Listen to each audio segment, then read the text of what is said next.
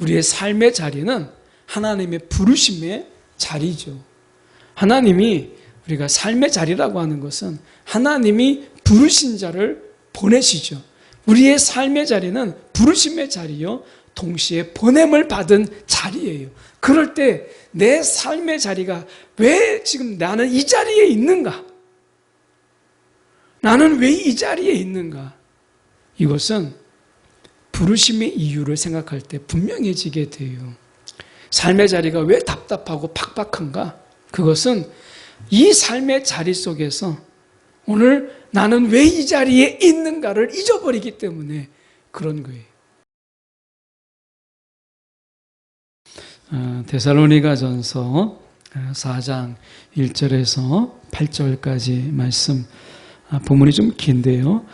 데살로니가전서 4장 1절에서 8절까지 말씀, 신약성경으로는 제가 가진 성경 331쪽의 말씀입니다.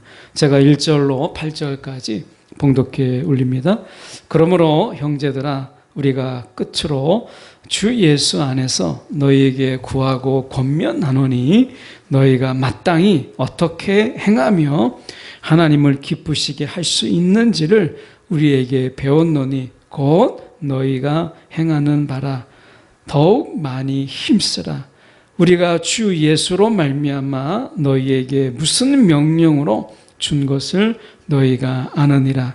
하나님의 뜻은 이것이니 너희의 거룩함이라. 곧 음란을 버리고 각각 거룩함과 존귀함으로 자기의 아내 대할 줄을 알고 하나님을 모르는 이방인과 같이 세욕을 따르지 말고 이 일에 분수를 넘어서 형제를 해하지 말라. 이는 우리가 너희에게 미리 말하고 증언한 것과 같이 이 모든 일에 주께서 신원하여 주심이라. 하나님이 우리를 부르심은 부정하게 하심이 아니요 거룩하게 하심이니 그러므로 저버리는 자는 사람을 저버림이 아니요 너희에게 그의 성령을 주신 하나님을 저버림이니라. 아멘. 오늘 이 말씀 가지고 삶의 자리가 답답할 때 부르심의 이유를 생각하라 라는 제목으로 함께 말씀을 나누기를 원합니다. 우리의 삶의 자리가 많이 주변에서 팍팍하고 또 많이 힘들고 어렵다 하는 이야기들이 많이 들립니다. 과거에 코로나 또는 IMF하고 많이 비교를 하잖아요. 우리가 코로나 때는 IMF와 비교했고 이제는 코로나 때와 비교를 하는데 IMF 때나 코로나 때보다 훨씬 더 힘들고 어려운 삶의 자리, 삶의 여정이다 하는 이야기들을 참 많이 듣습니다. 힘들다, 어렵다 하는 이야기들을 참 많이 듣잖아요. 그런 가운데 삶이 참 답답한 거예요. 야, 이 삶의 자리가 이렇게 답답한가? 더위만큼이나 우리 가운데 푹푹 찌는 이런 세상 속에서 우리가 어떻게 살아갈 것인가? 우리가 하나님을 믿는다라고 하는 것이 우리에게 이럴 때 도대체 어떤 의미가 있는가? 라고 하는 이런 부분들 속에서 오늘 여러 말씀이 있지만 저희가 데살로니가 전서의 말씀을 통해서 종말론적인 데살로니가 전서 4장 자체가 굉장히 종말론적으로 사도 바울이 기록하고 있잖아요. 그래서 종말론적인 시각에서 이 답답한 삶의 자리를 저희가 좀 들여다보면 좀 삶의 위로가 있지 않을까 해서 저희가 데살로니가 전서를 살핍니다. 오늘 말씀의 1절을 보시면 이런 말씀이 있습니다. 그러므로 형제들아, 우리가 끝으로 주 예수 안에서 너에게 구하고 권면하노니. 너에게 우리가 지금 너에게 구하고요. 그리고 권면하고 있다. 그러면서 그 권면의 내용, 그러니까 이 권면의 내용은 지금까지 잘해오고 있는 것을 끝까지 너희가 지키기를 원하는 이런 내용으로 되어 있어요. 그러니까 지금까지 잘 해오고 있는 것, 신앙이라고 하는 것은요, 우리가 늘 새로운 것, 이것을 하는 게 아니라 지금까지 잘해왔던 것을 계속해서 그것에 끊임없이 이것을 계속해서 잘해나가는 것, 이것이 새로운 일을 하는 것보다 때로는 훨씬 더 중요한 거예요. 우리가 복음이라고 하는 이것은 우리가 정말 지켜야 될 것들, 그 본질적인 부분을 지켜야 될 것들을 지켜내는 것, 이게 우리가 복음으로 사는 그 삶이잖아요. 그러니까 우리가 이 세상이 바뀌고 세상의 가치가 바뀌고 질서가 바뀌고 세상에 우리가 원하고 바라는 것이 바뀌었을지라도 우리가 지켜야 될 것들, 우리의 본분, 우리의 본질, 이것을 지켜나가면서 우리가 세상 속에 살아가는 것, 이것이 굉장히 중요하죠. 그래서 우리가 복음의 진수를 지키라, 이런 말이 있는 것처럼 오늘 말씀 속에서 너희가 마땅히 어떻게 행하며 하나님을 기쁘시게 할 수 있는지 우리에게 배웠노니, 너희가 배운 그대로 지금까지 잘 해오고 있지만 너희도 이것을 계속해서 잘 하라, 이렇게 말씀하고 있어요. 이 말씀 속에서 우리는 어떻게 행하며 라고 하는 이 말씀을 우리가 하고 있는 것을 보게 됩니다. 결국에는 우리가 어떻게 살며 어떻게 행하며, 이 부분의 목적이 무엇이냐면 하나님을 기쁘시게 할 수 있는지, 우리가 어떻게 하고 어떻게 살고 하는 일에 그 목적 지향적인 삶이 있는데, 우리의 삶은 그저 그냥 견디어내고 그냥 우리의 삶은 그냥 그 자리를 그냥 지켜내는 것, 이것으로 그치지 않아요. 여기서 보면 어떻게 행하며 하나님을 기쁘시게 할 수 있는지, 우리의 삶에 진정한 목표가 있다, 목표가 있는 삶이고 방향이 있는 삶이다 라고 하는 거예요. 그래서 때로는 삶의 자리 속에서 우리가 견디고 버티고 지켜야 되는 부분이 있죠. 그런데 그냥 그 자리를 내가 지키고 버틴다라고 하는 것에 그치지 않고 목적이 분명해야 되죠.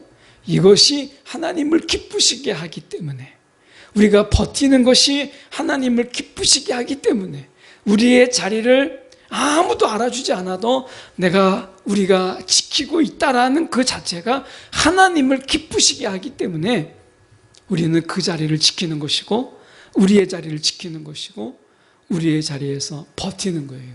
하나님이 지금 이것을 기뻐하신다는 거예요.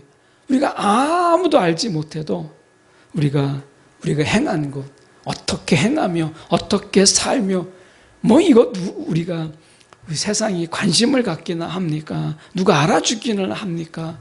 사실은 주님 안에서 우리가 살아가는 그 많은 삶이 사실은 세상이 알아주는 것도 아니고 누가 알아주는 것도 아니에요. 그리고 사실은 우리의 신앙이라는 것은 누가 알아주기를 원해서 그런 것도 아니고, 또 누군가가 우리의 삶을 또 알아야 되는 것도 아닌 거예요. 그저 이 모든 것이 하나님을 기쁘시게 할 수 있다면 이거 하나죠. 우리의 삶의 분명한 방향은 우리가 하고 있는 이런 것들이 하나님을 기쁘시게 할 수 있다면 이게 우리의 삶의 분명한 방향이고 목적이죠. 그래서 여러분, 우리의 삶의 자리 속에서 때로는 우리 그냥 바보처럼 묵묵하게 그 삶의 자리를 지키고, 누가 알아주는 것도 아니고 돈 되는 것도 아니고 그렇다고 뭔가 상장을 주는 것도 아닌 그런 자리 속에서 그냥 그 자리를 버텨내는 것, 이런 것들이 하나님을 기쁘시게 한다는 거예요. 다른 거 우리에게 어떤 보상, 어떤 우리가 상을 필요로 하겠어요? 그냥 하나님이 우리가 이런 것으로 인해서 하나님이 기뻐하실 수 있다면 그보다 더한 일을 우리가 못하겠습니까? 우리가 지금 어떻게 마땅히라는 이 말은 사실은 우리가 헬라어로 이야기할 때 합당하게 라는 말로 번역할 수 있는데요. 합당하게 행하는 일들, 우리가 합당하게 우리가 행하는 그런 버티는 그런 자리들이 하나님을 기쁘시게 한다라고 하는 것이죠. 예수님의 십자가의 죽음을 우리가 생각해 보세요. 예수님의 십자가의 죽음을 누가 기뻐했어요? 아무도, 제자들조차도 그것을 막으려고 했고 세상에 많은 사람들이 그것을 막으려고 했지만 기뻐하는 자들, 대제사장들이나 서기관들이나 종교 지도자들이나 사단, 이런, 그리고 악에 바친 자들, 증오와 미움으로 가득한 자들만 기뻐했어요. 근데 아무도 알아주는 것도 아니고 정말 저주받아 죽은 그 자리에 예수님께서는 기꺼이 십자가에 죽으셨어요. 내어주셨어요. 자신을 내어주셨어요. 이것이 왜? 다른 건 몰라도 하나님을 기쁘시게 하기 때문에. 얼핏 생각할 때는 내가 이 십자가의 죽음이 사단을 기쁘게 하고 저 악한 대제사장들을 기쁘게 하고 서기관들을 웃게 만드는 일이고 바리새인들을 기쁘게 하는 일인데 내가 누구죠? 라고 십자가에서 죽는가, 이렇게 생각할 수 있죠. 우리가 세상에서 미련하게 살 때 저들 좋으라고 내가 이렇게 사나? 뭐 이런 생각이 들 때가 있잖아요. 그런데 우리의 방향은 딱 하나예요. 그게 사단이 기뻐할지언정, 제사장들이 박수칠지언정 그것과 상관없이 그것이 하나님을 기쁘시게 할 수 있다면 예수님께서는 합당하게 그가 십자가에 달리시는 그것을 행하는 것을 보게 되죠. 오늘 우리의 삶의 유일한 동기, 하나님의 기쁨, 이것을 이야기하는 거예요. 너희가 그렇게 행하고 있으니까 더욱 이것에 대해서 많이 힘쓰라 라고 권면합니다.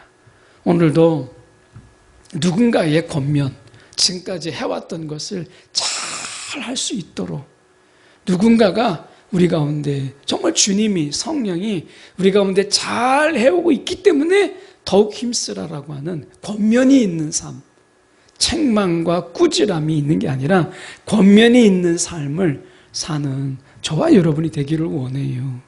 2절의 말씀에 보면 이렇게 말씀합니다. 우리 주 예수로 말미암아 너에게 무슨 명령으로 준 것을 너희가 아느니라. 그러면서 이렇게 이야기합니다. 3절에 하나님의 뜻은 이것이니 너희의 거룩함이라. 이렇게 말씀하죠. 하나님의 뜻은 너희의 거룩함이라. 로마서 6장 19절에 보면 이렇게 되어 있습니다. 너희 육신이 연약함으로 내가 사람의 예대로 말하노니 전에 너희가 너희의 지체를 부정과 불법에 내주어 불법에 이른 것 같이 이제는 너희의 지체를 의에게 종으로 내주어 거룩함에 이르라. 이게 로마서의 말씀이거든요. 그러니까 그전에는 우리의 육체를 어디다가 부정과 불법을 행하는데 내어주었어요. 그런데 거룩은 우리가 먼저 1차적으로 육체의 거룩을 이야기해요. 육체의 거룩. 그래서 로마서에는 우리가 너희의 몸을 산 제물로 드리라 이렇게 얘기했죠. 사실은 우리가 동서양 어느 신학이든 어느 종교든 간에 우리가 공통점이 하나 있습니다. 육은 악하다. 이게 이 동서양의 종교의 특징이에요. 육은 악한 것이다. 영은 선한 것이지만 육은 악한 것이다. 이렇게 이야기했어요. 예수님 당시의 영지주의도 마찬가지였어요. 육은 악한 것이고 영은 선한 것이다 라고 했지만 기독교, 이 복음만이 우리의 육은 선한 것이다 이렇게 외칩니다. 이것은 어느 종교에도 우리가 육은 악한 것이었어요. 그런데 이 예수님의 복음, 이 하나님의 복음 속에서 우리가 다른 세상의 어떤 종교와도 구별되는 것이 무엇이냐면 육은 선한 것이다 라고 했다는 거예요. 이것은 천지가 개벽할 정말 세상의 모든 종교와 구별되는 이 복음이에요. 그래서 우리가 로마서의 말씀에 우리가 너희의 몸, 우리가 약한 것인데도 너희의 몸을 산 제물로 드리라 이렇게 말씀하셨어요. 그만큼 저와 여러분의 육체는 선한 것이다 라고 하는 거예요. 이 선한 것을 하나님이 선함으로 지으신 것이고 기쁨으로 지으신 것이니까 우리가 말씀하실 때 부정과 불법에 내주어서 우리가 불법에 이르지 말고 의에게 종으로 내주어서 의의 다스림을 받아라. 이게 거룩합니다. 이렇게 말씀했어요. 여기서 의라고 하는 게 뭐냐면 로마서에서 의는 하나님과의 관계, 바른 관계, 결국 하나님의 뜻대로 우리가 우리의 육체가 행해지는 것을 거룩이라고 이야기했어요. 그러니까 하나님의 뜻은 이것이니 너희의 거룩함이라. 이 말은 결국 하나님의 뜻대로 우리의 육체가 행하는 것이 그게 곧 거룩이다 라고 얘기했고요. 하나님의 뜻대로 행하지 않는 모든 것, 이것을 성경에서는 음란이라고 이야기하는 거예요. 하나님의 뜻대로 행하지 않는 것, 이것을 음란이라고 이야기한 것입니다. 그래서 그 음란을 버리라, 이렇게 말씀하고 있는 거예요. 저희가 4절의 말씀에 보면 각각 거룩함과 존귀함으로 자기 안에 대할 줄을 알고, 이렇게 되어 있는 이 4절은 세 가지 번역이 동시에 가능한 번역입니다. 첫 번째는 여기에 첫 번째 나와 있는 것처럼 각각 거룩함과 존경, 이 존귀함이라고 하는 것은 이 존경의 마음을 담는 거죠. 그래서 우리가 아내를 향해서 거룩함과 또한 존귀 여기는 거예요. 소중히 여기는 이 마음으로 자기의 아내를 대하는 것, 이것을 말씀하고 있어요. 하나님이 신랑 되시고 우리가 신부 되죠. 이것은 하나님이 우리 가운데 대하시는 것을 그대로 말씀하시는 거예요. 하나님이 우리를 거룩함으로 대하고 우리를 존귀히 대하세요. 예수님께서 신랑 되시고 우리가 신부 되죠. 이 성경은 마지막 이 관계, 이 아름다운 관계로 맞춰요. 그래서 신랑 되신 예수와 신부 되신 교회가 이제 우리가 이 혼인잔치로 마치죠. 그래서 특히 요한복음은 가나 혼인잔치로 시작했다가 이제 혼인잔치로 요한계시록에서 마치는 사도 요한의 특별한 신학을 보게 돼요. 그런데 여기서 보면 하나님이 우리를 향해서 우리가 거룩함과 존귀함으로 우리를 대하시는 거예요. 우리가 예수님처럼 우리도 마찬가지로 우리가 아내를 대할 때 존귀함과 거룩함으로 대하라. 이게 첫 번째 해석이고요. 두 번째 해석은 무엇이냐면 우리가 이 자기 몸을 이렇게 얘기합니다. 자기 몸을 거룩함과 존중함으로 대할 줄 알아야 된다. 여러분, 자기 자신을 거룩함으로 대하라는 거예요. 거룩함. 자기 몸을 우리가 함부로 우리가 불법을 행하고 죄를 짓는데 내어주지 말고 자기 몸을 거룩함으로 대하라는 거예요. 그리고 자기를 존중히 여기라는 거예요. 자기를 함부로 여기지 말라는 거예요. 우리가 사람들 중에서 보면 다른 사람에게는 굉장히 관용적인데 자기 자신에게는 학대를 하고 자기 자신에 대해서는 굉장히 우리가 어떻게 보면 소홀히 여기는 이런 자들을 보게 되잖아요. 그러니까 이 말씀은 자기 몸을 거룩하게 정말 하나님의 뜻대로 자기 몸을 쓸 수 있도록 자기의 정욕이나 자기의 욕심이나 자기의 욕망이나 자기의 어떤 욕심 때문에 자기 몸을 막 굴리지 말고 자기 몸을 하나님의 뜻대로 사용될 수 있도록 자기 몸을 그렇게 내어줌이 되고 자기 스스로를 존중히 여기라는 거예요. 존중히. 자기 스스로를 존중히 여기라. 이게 또 다른 뜻이 됩니다. 여러분, 우리는 하나님의 뜻 안에서 스스로를 귀하게 여길 줄 알아야 돼요.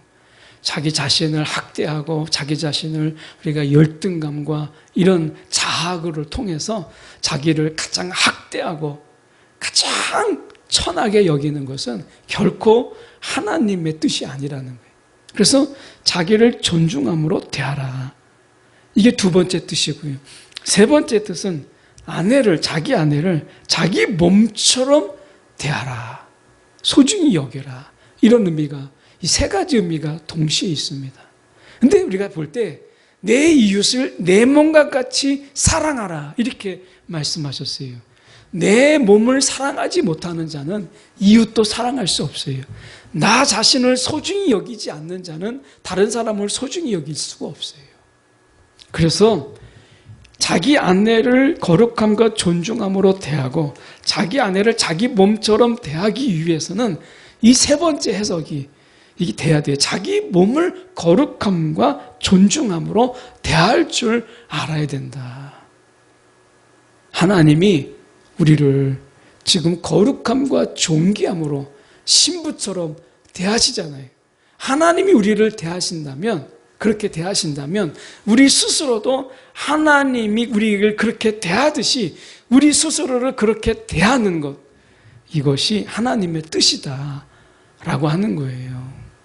그래서 우리를 거룩함으로 대하라는 거예요. 우리 자신을 거룩하게. 그리고 존귀 여기라는 거예요. 우리 스스로를 존귀 여기라.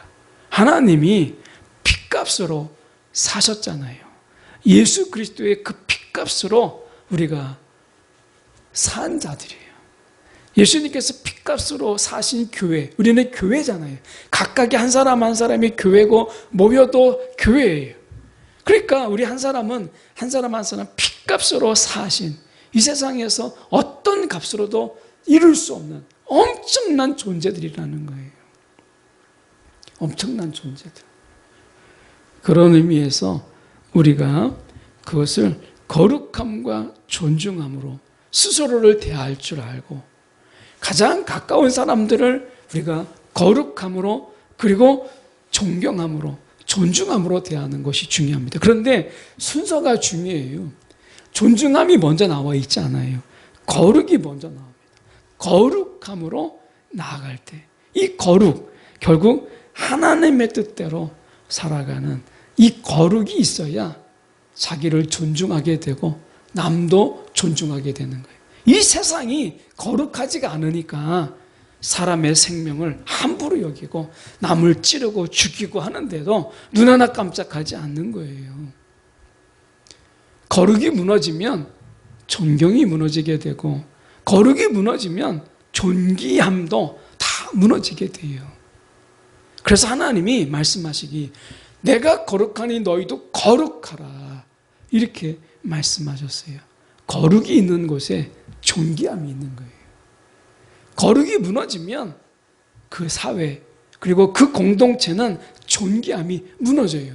그래서 속되고 그리고 부정하고 불결하고 그리고 더럽혀진 그 거룩함이 사라져버린 공동체를 보세요. 서로를 헐뜯고 비난하고 그리고 서로에 대한 존경 그리고 존귀 여김이 아니라 학대와 그리고 우리가 함부로 대하는 무시, 경멸 이런 것만 있는 것이죠. 그래서 거룩은 중요한 거예요. 거룩은 하나님의 공동체에 가장 우선되는 것이에요.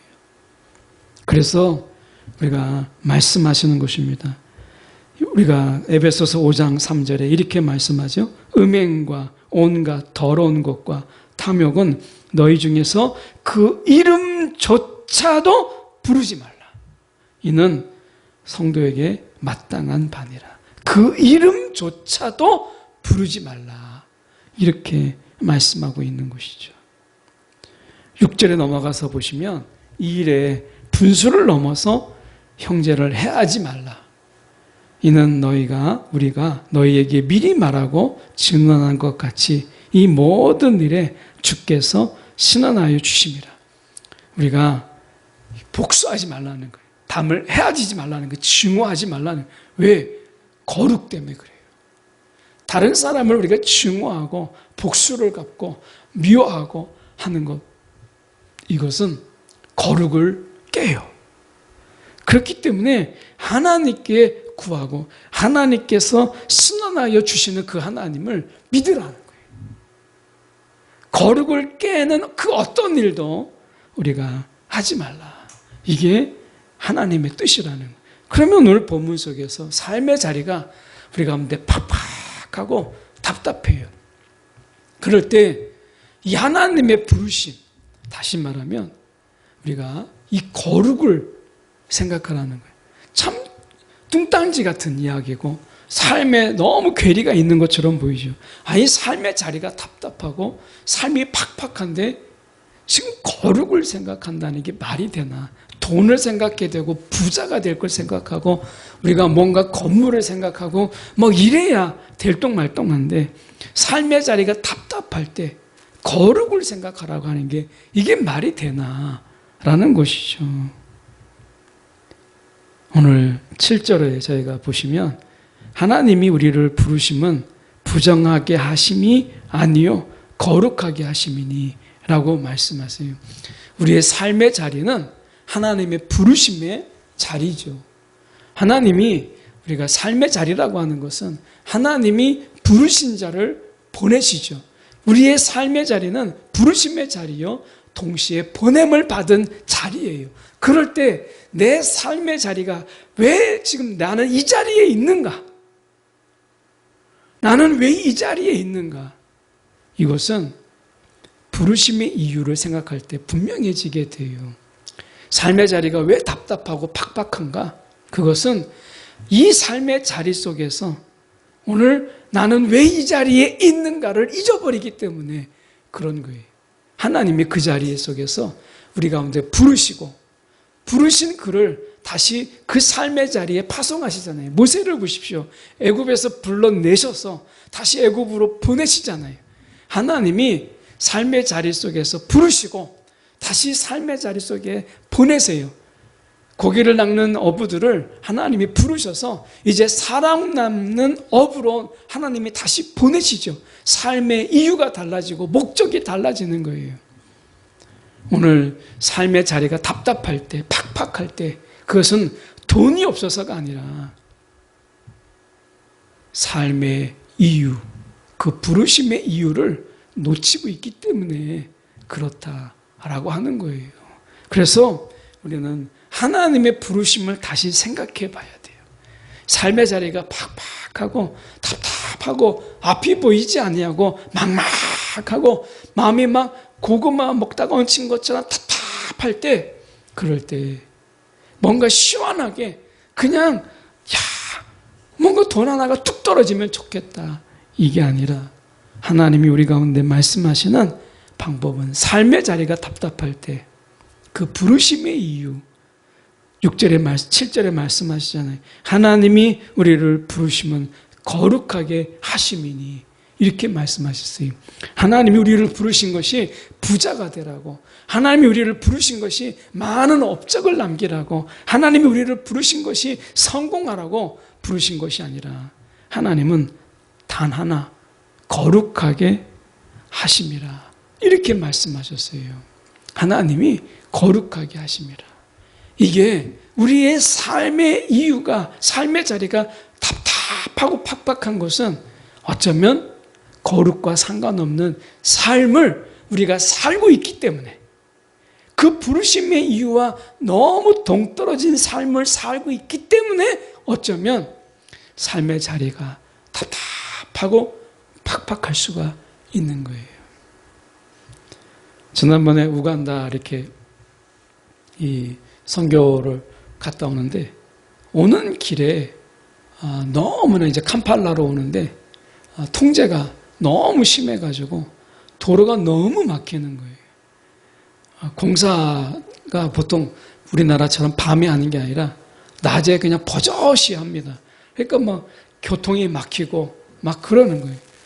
얼마나 답답한지 그 자리에서 막 20km, 10km 막 이렇게 가는 거예요. 차가 멀쩡한데 얼마나 답답한지 40분이면 지나갈 수 있는 거를 2시간 반 걸려서 지나오는데 너무나 답답한 거예요. 하나님이 이곳에 왜 있게 하셨나? 하나님이 이곳에 왜 불러주셨나? 이런 것을 생각하는 그런 시간을 하나님께서 또 주시더라고요. 오늘 8절의 말씀해 보시면 그러므로 저버리는 자는 사람을 저버림이 아니요 너희에게 주신 성령을 주신 하나님을 저버림이시라. 우리가 거룩을 버리는 것은 결국 우리 가운데 성령을 주신 하나님을 저버리는 것과 같다. 이렇게까지 말씀하셨어요. 오늘 삶이 팍팍할 때 결국 우리는 어디로 돌아가야 되는가? 그 부르심의 이유의 자리. 우리를 왜 부르셨는가? 거룩하게 하시기 위해서. 이 자리로 돌아가야 되는 거예요. 그래야 하나님도 만나고 성령의 역사함도 있는 거예요. 하나님이 부르심의 자리로 돌아가십시오. 하나님이 왜 우리를 부르셨는가? 거룩함과 멀어질수록 삶은 답답하고 삶은 팍팍해요. 돈이 없어서 그런 게 아니에요. 땅이 없어서 그런 것이 아닙니다. 하나님이 우리 가운데 분명히 말씀하셨어요. 삶이 고달프고 삶이 어려운 것은 이 거룩에서 많이 벗어났기 때문이라 말씀하십니다.